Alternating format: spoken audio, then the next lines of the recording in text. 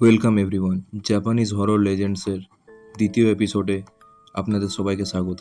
আজ আমি আপনাদেরকে জাপানের সবথেকে রোমাঞ্চকর তিনটি ভৌতিক কাহিনী বলতে চলেছি। ভিডিওটিকে ভালোভাবে উপভোগ করার জন্য হেডফোন পরে নিতে পারেন। শুরু করা যাক প্রথম ভৌতিক গল্প নিয়ে, দ্য ইয়ামাউবা। জাপানে ইয়ামাউবা দ্য হোয়াইট হুইচ নামে পরিচিত।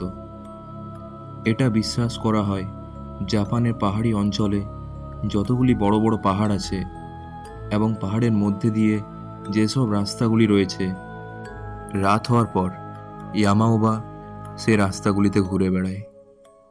ট্র্যাভেলার্সরা যখন সেখানে ঘুরতে যায় বা পাহাড় চড়ার জন্য সে রাস্তাগুলির মধ্যে দিয়ে যায়, তখন তাদের সামনে ইয়ামাউবা এক বৃদ্ধ মানুষের রূপ নিয়ে তাদের সাহায্য করতে আসে। সাধারণত পাহাড় চড়ায় বা জার্নি করার পরে ট্র্যাভেলার্সরা খুব ক্লান্ত হয়ে যায়, তাই তারা ইয়ামাউবার সাহায্য নিয়ে তার বাড়ির দিকে চলে আসে। ইয়ামাউবা তাদেরকে বাড়ি নিয়ে এসে সারাদিন তাদেরকে ভালো ভালো খাবার খাওয়ায় এবং খুব ভালো ব্যবহার করে। কিন্তু রাত হওয়ার পর পরিবেশটা কেমন একটা ভয়ঙ্কর রূপ নিতে থাকে। রাত হওয়ার পর ইয়ামাউবা ট্র্যাভেলার্সদের ঘুমানোর জন্য একটা রেস্ট রুম দিয়ে দেয় এবং তারা সেখানে ঘুমোতে চলে যায়। বেশ কিছুক্ষণ পর ইয়ামাউবা সেই বৃদ্ধ মহিলার রূপটি ছেড়ে নিজের আসল রূপে চলে আসে। একটি খুব কুৎসিত ভয়ঙ্কর জাদুকরীর মতন সে দেখতে। ইয়ামাউবা তার কালা জাদু দিয়ে ট্র্যাভেলার্সদের বন্দি বানিয়ে নেয় এবং ট্র্যাভেলার্সরা কোনো মতেই সে বাড়িটি থেকে বেরোতে পারে না। তারপর ইয়ামাউবা ধীরে ধীরে তাদের কাঁচা মাংস খেতে শুরু করে। কাহিনীর মতে খুব কমই এমন লোক আছে যারা ইয়ামাউবার হাত থেকে বেঁচে ফিরেছে, আর সেই লোকগুলির জন্যই ইয়ামাউবা কাহিনীটি পুরো বিশ্বে ছড়িয়ে আছে। নম্বর 2, হাচিসাকু সামা। হাচিসাকু সামা, যার মানে হচ্ছে 8 ফিট টল বা 8 ফুট লম্বা। এই কাহিনীটিতে একটি অত্যন্ত লম্বা মহিলার কথা বলা হয়েছে। এটা বিশ্বাস করা হয় এই মহিলাটি 8 ফুট লম্বা, যেটা খুবই অবিশ্বাস্য এবং রহস্যময়। হাচিসাকু সামা একটি লম্বা সাদা পোশাক ও একটি সাদা টুপি পরে থাকে। শোনা যায় জাপানে যতগুলি ছোট রাজ্য আছে, সে রাজ্যের ছোট ছোট গ্রামের মধ্যে হাচিসাকু সামা ঘুরতে থাকে এবং গ্রামের মধ্যে যদি কোনো ছোট বাচ্চাকে সে একা পেয়ে যায়, তাহলে হাচিসাকু সামা সেই বাচ্চাটির ওপর ভর করে তাকে নিয়ে চলে যায়। যখন হাচিসাকু সামা সেই গ্রামগুলির মধ্যে ঘুরে বেড়ায়, তখন সে তার অদ্ভুত গলায় একটা আওয়াজ করে। গ্রামে যদি কোনো বাচ্চা তার মা বাবার থেকে একটু দূরে থাকে এবং সে যদি কোনো বাচ্চাকে একা দেখে নেয়, তাহলে সে এমন ব্যবহার করে যেন সে তার দূরের সম্পর্কের কেউ হয় এবং কথার ছলে সে বাচ্চাটাকে নিয়ে চলে যায়।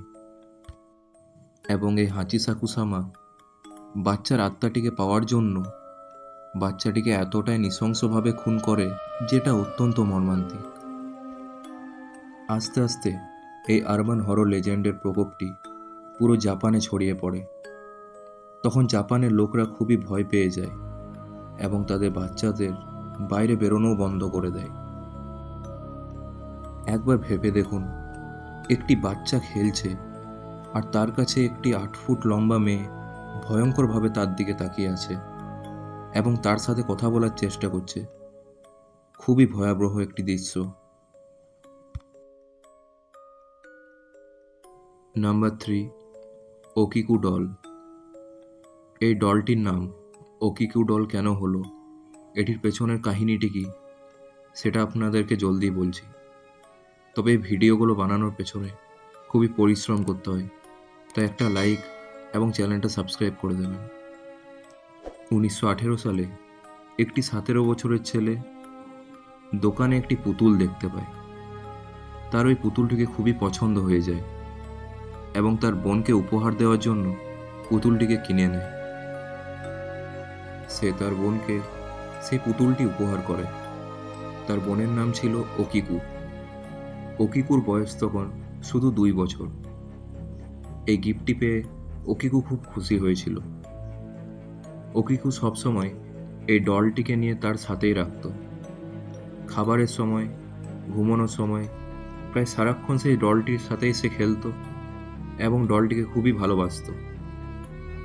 কিন্তু সেই বছরের মধ্যেই একটা অদ্ভুত রোগের জন্য ওকিকুর খুব মর্মান্তিকভাবে মৃত্যু হয়। ওকিকুর মৃত্যুর পর তাদের পরিবারের সবাই ভেঙে পড়ে। ওকিকুর যাওয়ার পর ওকিকুর পুতুলটাই ছিল যাকে সে খুব ভালোবাসতো। ওকিকুকে সম্মান দেওয়ার জন্য আর তাকে মনে রাখার জন্য ডলটিকে একটি রুমের মধ্যে ঠাকুরের মূর্তিগুলোর সঙ্গে রেখে দেওয়া হয়। তারা সবসময় সে ডলটির প্রার্থনা করত এবং সে পুতুলটির নাম ওকিকু ডল রেখে দিয়েছিল তাকে মনে রাখার জন্য। এতক্ষণ গল্পটি খুবই দুঃখজনক ছিল, কিন্তু ধীরে ধীরে গল্পটি খুবই রহস্যময় এবং অদ্ভুত হয়ে পড়ে। পরিবারের সদস্যরা নোটিস করল ওকিকু ডলটি যারা ওই ঠাকুর ঘরে রেখেছিল, সেই পুতুলটি চুলগুলো নিজে থেকে বড় হয়ে যাচ্ছিল। তার চুলগুলো সাধারণ মানুষের মতনই বড় হতে থাকছিল, যেটা কি খুবই অবিশ্বাস্য। এবং একটা পুতুলের চুল কিভাবে বড় হয়ে যেতে পারে, এই জিনিসটা দেখে তাদের পরিবারের সদস্যরা শক হয়ে যায়। কিছুদিন পর যখনই তারা ওই রুমটিতে যেত, তার একটি অন্যরকম এনার্জি ফিল করত। তারপর 1928 সালে সুজুকি পরিবার শহরটি ছেড়ে চলে যায়, কিন্তু তারা সেই পুতুলটিকে ওখানে নিয়ে যেতে চাইছিল না।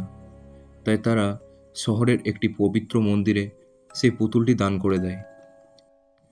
এখনও ওকিকু ডলটি ওই মন্দিরেই রাখা রয়েছে, আর রহস্যময়ভাবে তার চুলগুলি এখনও বাড়তেই থাকে।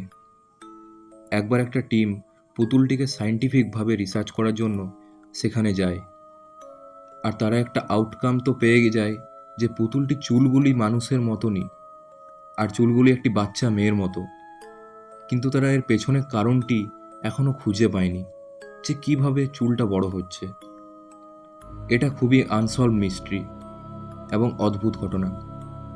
জাপানের লোকগুলি এখনও এটাই ভাবে যে পুতুলটির ভেতরে এখনও ওকিকুর আত্মাটি বিরাজ করে, আর তারা এখনও সেই পুতুলটিকে সম্মান করে।